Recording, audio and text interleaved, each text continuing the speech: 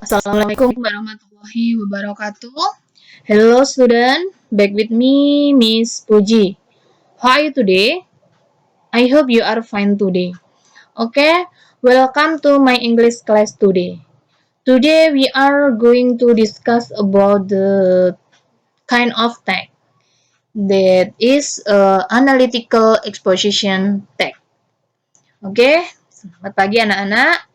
Di pertemuan kali ini, Ibu akan memberikan materi mengenai analytical exposition tag atau tag analytical exposition. There are 4 overview in this lesson.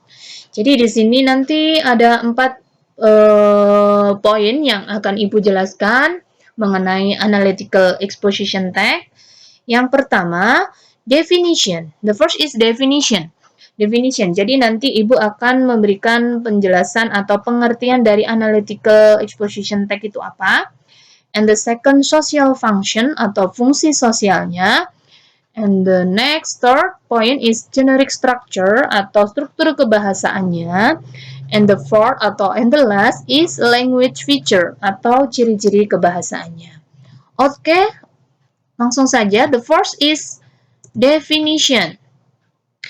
Analytical exposition is types of tag that is included in argumentation tag which contain the writer's specific idea about the phenomena surrounding. Jadi maksudnya analytical exposition itu adalah teks yang berisi tentang pemikiran terperinci penulis tentang sebuah fenomena yang ada di sekitar. Teks ini termasuk dalam teks argumentatif karena menunjukkan suatu pendapat atau argumen terhadap sesuatu. And the second definition, analytical exposition is a kind of text that presents one side of the issue in a form of argument. Untuk pengertian yang kedua, analytical exposition itu adalah merupakan sebuah teks tentang eksposisi yang memaparkan atau menjelaskan pendapat penulis akan suatu hal yang terjadi. Hal tersebut itu biasanya berupa fenomena atau isu hangat yang sedang terjadi dalam masyarakat. Next. The next is social function atau fungsi sosial dari analytical exposition text. Nah, fungsi sosialnya, the first is to analyze a topic as well as to influence the reader. The topic presented are important to be discussed or get the attention by giving some argument which support the topic. Jadi fungsi sosialnya dari analytical exposition itu menganalisis atau menganalisa sebuah topik untuk mempengaruhi pembaca dengan cara menyediakan argumen yang mendukung topik tersebut.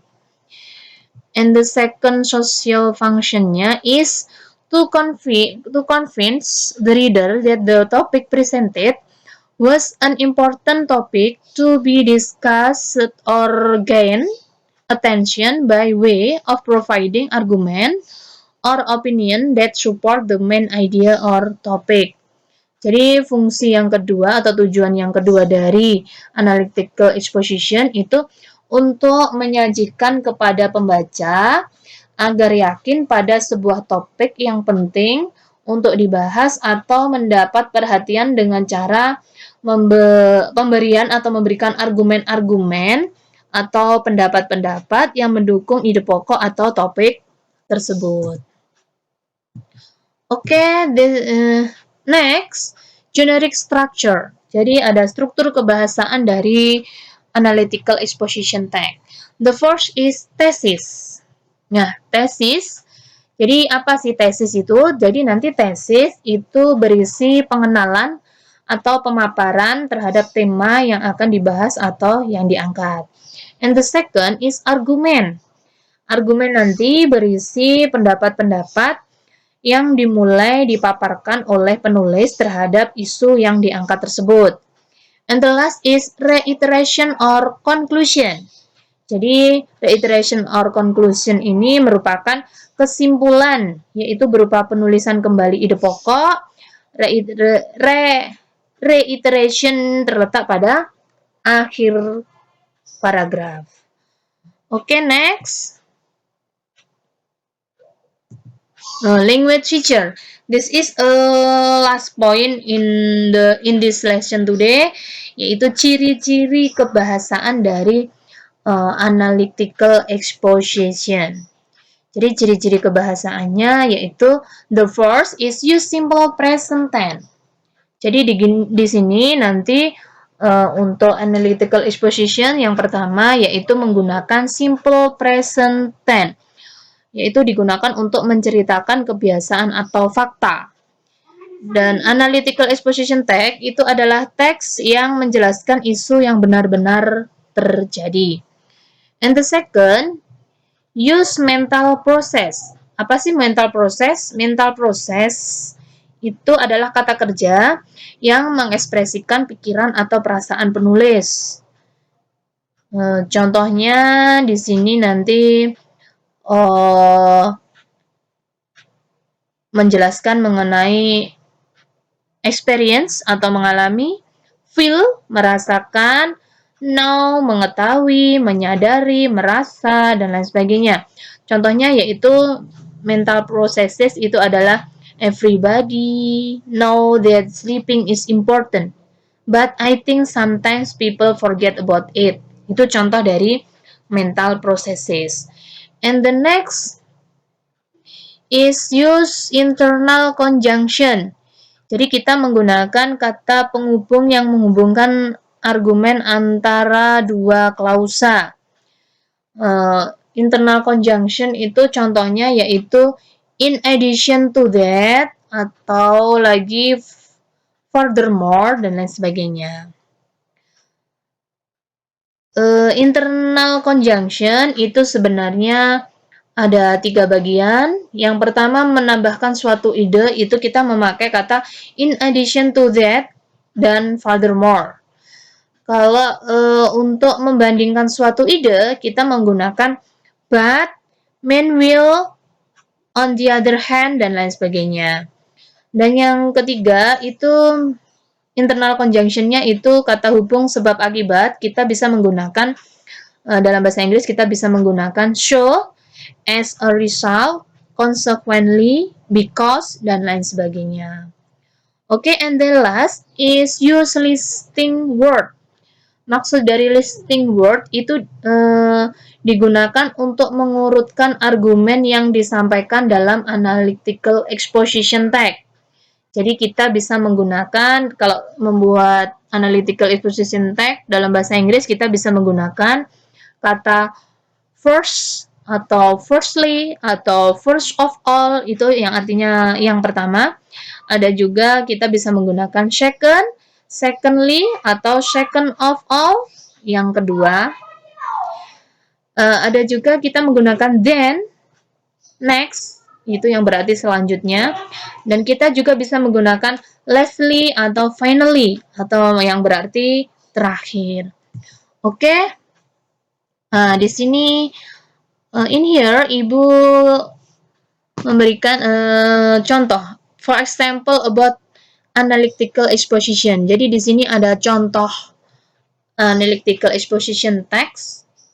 Ibu ambil satu contoh singkat mengenai analytical exposition text, yaitu di sini mengenai smoking is dangerous.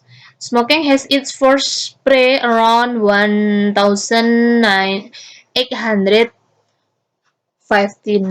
when the first death related to tobacco was first reported, dan lain sebagainya sampai bawah. Di sini intinya adalah merokok itu berbahaya, dan merokok memiliki korban pertama sekitar tahun 1859 ketika kematian pertama yang terkait dengan tembakau dilaporkan pertama kali. Dan merokok memiliki kemungkinan hampir 50% membunuh pecandu. Dan Anda memperpendek 11 menit rentan harapan hidup Anda dengan setiap batang rokok yang Anda merokok. Jadi berhati-hatilah jika ingin hidup lebih lama. Jadi intinya di sini adalah menceritakan tentang bahaya dari merokok. Dan fakta di atas itu memberitahu kita satu hal, yaitu istilahnya merokok itu sangat berbahaya.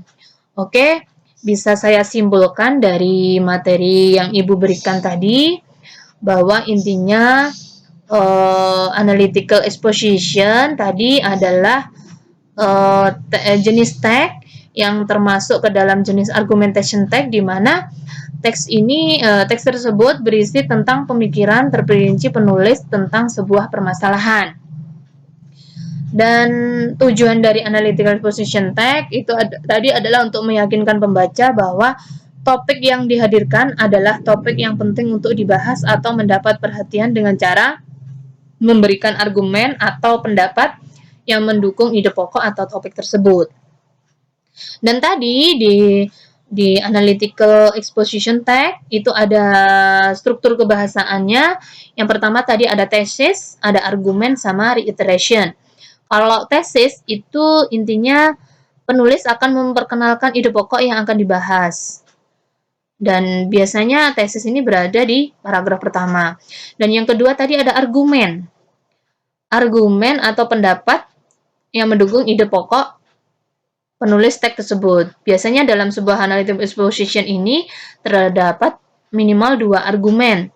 Semakin banyak argumen yang ditampilkan, maka teksnya adalah semakin baik. Dan yang terakhir tadi ada reiteration, itu bagian yang merupakan penutup dan biasanya berisi penulisan kembali ide pokok yang terdapat di paragraf pertama tersebut. Oke, mungkin sekian dari saya. Ada kurang lebihnya, saya minta maaf. Do you have any question about this learn? Well, that also your lesson for today. Thank you for watching. And don't forget like, comment, and subscribe this lesson.